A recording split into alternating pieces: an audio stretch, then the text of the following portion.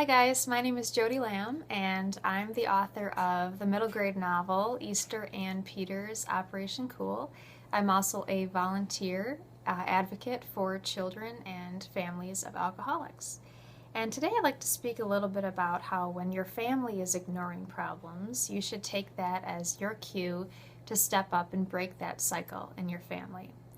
And recently I heard from a young woman who's very brave, smart, and hopeful, and she wrote this to me. I'm 19, and my mother has been an alcoholic since as far back as I can remember. She was getting better. By better, I mean drinking once a month, maybe. This was around 3 years ago. Since my grandmother, her mother, who was pretty much like my mother, died in October 2011, my mother has been drinking a lot. I really don't know what to do or say to her. No one believes me and pretty much takes it as a joke if I try to open up to them about what's going on, because my mother seems the perfect person when sober. And that's a variation of a story that I've heard hundreds of times, but it still sinks my heart because it's all too familiar to me. And when I was in the 5th grade, my teacher said to me, "You're so lucky you have the perfect family." And I smiled and nodded and pushed down the truth further and further. Perfect. My family was perfect at something, hiding problems. And my alcoholic loved one was a perfect example of a Jekyll and Hyde situation. This person was very different as a sober person than this person was when they were drinking. And all looked peachy to my classmates and my teachers, and the people in my family didn't talk about these drinking problems of several of our loved ones. And I was always worried about it, and I was always confused.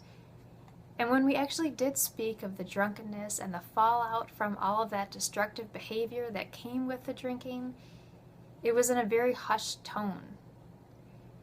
It was a secret in the family.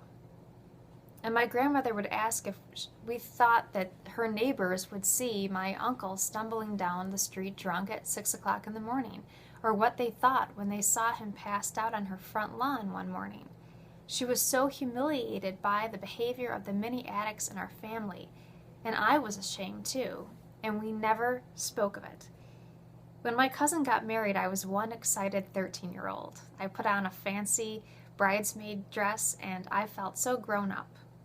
But my alcoholic loved one was drunk within 30 minutes of the wedding celebration. I remember every single terrible thing my alcoholic loved one did and said that night. Sharp words were fired off at family members in every direction, and my stomach was knotted up so much I could hardly breathe. But I put on my pretend fake smile and prayed the bartender would stop serving drinks to my alcoholic loved one. My final memory of the evening is sitting in the back seat of my parents' car crying, not because the night was ruined by my alcoholic loved one and I didn't have any fun, but because I was so fearful about what would happen now that everyone in the family, these several extended family members, knew what happened when my alcoholic loved one drank so much. I had worked really hard to keep a secret to even those extended family members. In the days following the wedding, I expected to hear from an aunt or an uncle or have a big talk with a family member about what had happened. But no one ever said anything to me, and as far as I know, they pretended that it never happened, just like my alcoholic loved one did. And so the secret went on for another decade, and the effects of the alcoholism worsened. Why didn't anybody do anything? And 2 decades later, I get it now. One, several family members who had the ability to do something about my alcoholic loved one's problem found that it was easier to pretend that the problem didn't exist. They'd hoped it went away. And that's called denial, and that's extremely common. And that fuels keeping these kinds of problems a secret in so many families. And 2, they were ashamed. So all of these people have been raised in a family where everyone covers up for the addicts to keep the rampant alcoholism a secret. It's the cycle. And they all needed help for themselves, but they never went looking for it. And I'd wish I'd known about Al-Anon meetings when I was a kid. I know for certain it would have helped me to meet other young people with similar problems and their families so that I could learn from them. I would have realized that my family's drinking problems were actually very severe cases of alcoholism, and I would have realized that I was so far from alone, and I would have taken much, much better care of myself. I also wish that I would have known to study alcoholism so that I could understand that it wasn't my fault, that I didn't cause my loved one's addiction, and that I couldn't control or ever fix my loved one. But I didn't know, and so I suffered for many decades. But the good news is, and for you and for in the case of the 19-year-old young woman who wrote me the note, that now there are more resources than ever. And on my website, jodylamb.com/resources-help, there's a list of websites with a lot of fantastic information about alcoholism and addiction, also resources where you can look to for help. So no matter what the problem is in your family, I hope that you have a trusted family member or close friend you can talk with about what's going on. And I met my best friend on the second day of high school, but it took 2 years after that for me to tell her about the drinking problems in my family and how much they affected me. It felt like a gazillion pounds had been lifted off my shoulders when I told her, and she helped me realize that I needed to take much better care of myself and that that was my priority in life. If you don't have a family member who will listen or help, you should talk to a school guidance counselor who can also guide you to resources.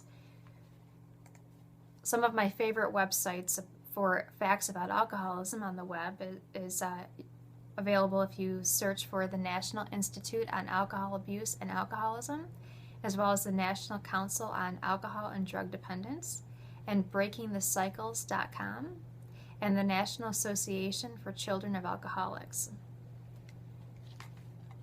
There's also a fantastic online community based in the UK called the Children of Addicted Parents and People, and it's www.coap.org.uk, and it's 100% anonymous, so you should definitely check out those resources. The best thing that I ever did for myself was to go to an Al-Anon meeting, and then many more after that. It completely changed my life for the better. Al-Anon Family Groups is an international organization for family and friends of alcoholics. It's a support group program for people affected by a relative or friend's drinking. And Al-Teen, which is for teens and in some groups tweens too, and Al-Anon, which is for adults, groups meet in community centers and churches and schools and other suitable places like that, and it's a safe place to go every week to relax and be among friends who know exactly how you feel, and you can let your guard down and share about what's happening in your life if you want, or you can just listen to their stories and learn. And I just want to say again, when others ignore problems, you should take that as your cue to step up and talk to people who can help you get help. So years from now, you'll never say, boy, I wish I wasn't courageous. I wish I didn't get help. With wrinkles and wisdom, you'll say, I took a step that changed everything, even though I didn't realize it at the time. And as much as you want to fix the problems of others, know that the best thing that you can do for yourself and everyone around you is to take good care of you. You can break the problem-ignoring cycle in your family. You have the power to do that. I wish you the best of luck and hope that you'll share in the comments below about how you've learned to cope today and what you've learned.